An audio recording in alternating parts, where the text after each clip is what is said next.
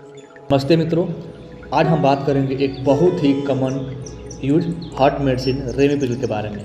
यह ड्रग उन लोगों के लिए लाइफ सेविंग होती है जिनको ब्लड प्रेशर या हार्ट रिलेटेड कोई प्रॉब्लम है। तो चलिए सिंपल और समझना लायक लैंग्वेज में बात करते हैं। उससे पहले देखिए, this video is proudly sponsored by रामोक्तिमा।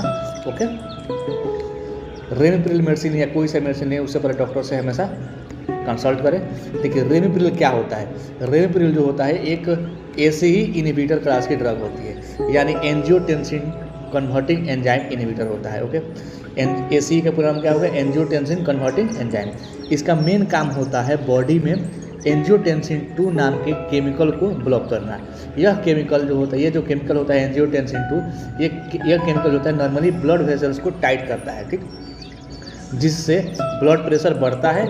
Ramipril क्या करता है? उस एंजाइम को रोक कर जो ब्लड वेसल्स को रिलैक्स करता है और बीपी नेचुरली कम हो जाता है। इसका जो मैकेनिज्म है देख लेते हैं। देखिए, इसका जो यूजेज होता है वो कहाँ होता है? रेमिप्रिल जो होता है मेनली 3 कंडीशन में दी जाती है। एक हो गया आपका हाई ब्लड प्रेशर, जिसको हाइपरटेंशन बोलते हैं, और दूसरा हो गया हार्ट फेलियर, जब हार्ट कमजोर हो जाता है तो दिया जाता है, और तीसरा हो गया पोस्ट हार्ट अटैक, ठीक, ताकि दोबारा हार्ट अटैक का रिस्क ना हो।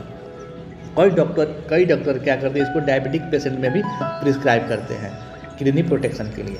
इसका मैकेनिज्म देख सकते हैं कि कैसे काम करता है, काम करने का तरीका क्या है। देखिए, एसीई एंजियोटेंसिन जो एसीई एंजाइम होता है नॉर्मली एंजियोटेंसिन 1 को एंजियोटेंसिन 2 में कन्वर्ट करता है। ये जो एंजाइम है एसीई, ये एंजियोटेंसिन 1 को एंजियोटेंसिन 2 में कन्वर्ट कर देता है। रेमिप्रिल क्या करता है? उस एंजाइम को इनहिबिट कर देता है। जो एसीई एंजाइम है इसी को क्या करता है? इनहिबिट कर देता है।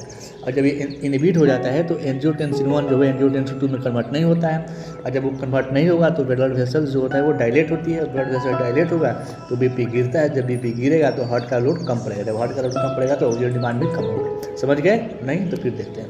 इसका जो कॉमन साइड इफेक्ट होता है वो ड्राई कफ हो गया, डिजीनेस हो गया, और या फिर हाइपरकैलेमिया का भी रिस्क होता है, क्योंकि ब्लड में पोटेशियम बढ़ता है। ओके, रेयरली होता है स्वेलिंग और फेस लिप में, ये रेयरली होता है, बट इमरजेंसी अगर जैसे भी इसका साइड इफेक्ट हो तो डायरेक्ट जाकर डॉक्टर से मिले।